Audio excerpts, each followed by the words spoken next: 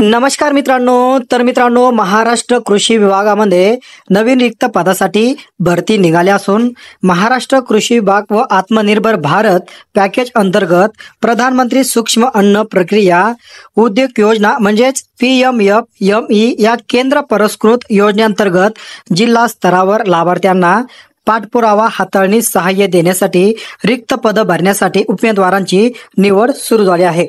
तर मित्रांनो, यासाठी पद कोणतं आहे किंवा पदासाठी कोणकोणती कागदपत्रे लागणार, अर्ज प्रक्रिया कशी आहे, शेवटची तारीख किती आहे, तर मित्रांनो A to Z भरती प्रक्रिया आपण आजच्या या व्हिडिओच्या माध्यमातून पाहणार आहोत। तर मित्रांनो, या व्हिडिओला सुरुवात करण्याआधी तुम्ही जर चॅनलवर पहिल्यांदा आला असाल तर अशाच प्रकारचे महत्त्वपूर्ण अपडेट व्हिडिओ तुम्हाला भेटत राहण्यासाठी चॅनल नक्कीच सबस्क्राइब करून बाजूला असलेल्या बेल आयकॉनला प्रेस करायचा आहे। तर मित्रांनो, कृषी अधिकारी महाराष्ट्र कृषी विभाग द्वारे ही भरती जाहिरात प्रकाशित करण्यात आली असून तुम्हाला जर याची जाहिरात पाहिजे असेल तर खाली डिस्क्रिप्शन बॉक्समध्ये सुद्धा लिंक ठेवली आहे। तर सर्वप्रथम यामध्ये भरतीचा प्रकार कसा असणार आहे, तर कृषी विभागामध्ये नोकरी मिळवायची चांगली व उत्तम संधी आली असून भरती श्रेणी राज्य सरकार म्हणजे महाराष्ट्र शासनाची ही भरती आहे। तर पदाचं नाव कृषी अधिकारी, कृषी सहाय्यक अशा प्रकारे असून याची जाहिरात सुद्धा या व्हिडिओच्या माध्यमातून मित्रांनो आपण दिली आहे। तर मित्रांनो, शैक्षणिक पात्रता सर्वात आधी पाहणार आहेत। तर याची मूळ जाहिरात तुम्ही PDF डाउनलोड करून सुद्धा पाहू शकता। याची सुद्धा लिंक खाली डिस्क्रिप्शन बॉक्समध्ये ठेवली आहे।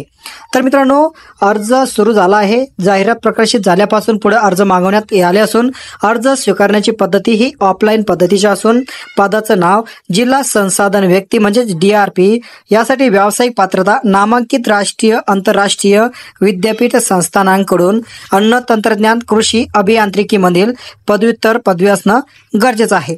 तर त्याचबरोबर कृषी व कृषी संबंधित पदवीधर इतर कोणत्याही शाखेतील पदव्युत्तर पदवी इत्यादी असलं तरी चालून जाईल। तर यामध्ये प्राधान्यक्रम जे सेवानिवृत्त बँक शासकीय अधिकारी, सनदी लेखापाल, सल्लागार संस्था, बँक अधिकारी, बँक मित्र, वैयक्तिक व्यावसायिक व्यक्ती, विमा प्रतिनिधी, त्याचबरोबर विद्यापीठ संस्था यांच्याकडे अन्न तंत्रज्ञान कृषी अभियांत्रिकी यांच्यासाठी कृषी व कृषी संबंधित पदवीधारक इतर कोणत्याही शाखेतील पदव्युत्तर पदवीधारक जर असेल तर त्यांना या ठिकाणी प्राधान्य देण्यात येणार आहे। तर या ठिकाणी अनुभव जर असेल तर अन्न प्रक्रिया उद्योगांना तंत्रज्ञान विकसन वृद्धी, नवीन उत्पादन विकसित करणं, उत्पादनाच्या गुणवत्तेची हमी, अन्न सुरक्षा व्यवस्थापन यासाठी सल्ला देण्यासंदर्भात 3 ते 5 वर्षाचा अनुभव जर असेल तर त्यांचा आराखडा तयार करण्याचा अनुभव असणं गरजेचं आहे। तर आता या ठिकाणी नोकरीचं ठिकाण हे कुठं आहे, तर नोकरीचं ठिकाण सांगलीमध्ये असून सदर पदासाठी मुलाखत घेतली जाणार आहे। वेळेनंतर आल्यास त्यांच्या मुलाखतीचा विचार केला जाणार नाही। तर त्यांना कामाचा अनुभव आहे त्यांना प्रथम प्राधान्य दिले जाईल।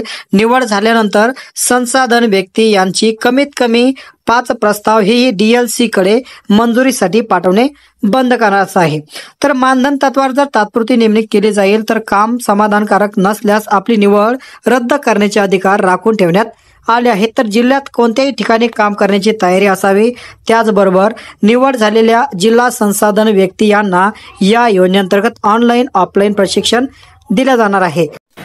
या जाहिरातीची PDF माझी नोकरी अड्डा व्हॉट्सअप चॅनलवरून डाउनलोड करायची आहे।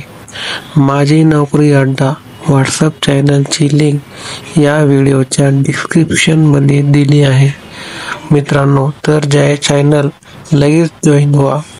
फॉलो केल्यानंतर बेल आयकॉनला क्लिक करा जेणेकरून नवनवीन जाहिराती आणि PDF सर्वप्रथम आपल्याला मिळतील। तर शासकीय निमशासकीय कर्मचाऱ्यास अर्ज करता येणार नाही। अर्ज स्वीकारण्याची अंतिम तारीख ही 19 सप्टेंबर 2024 पर्यंत असणार आहे।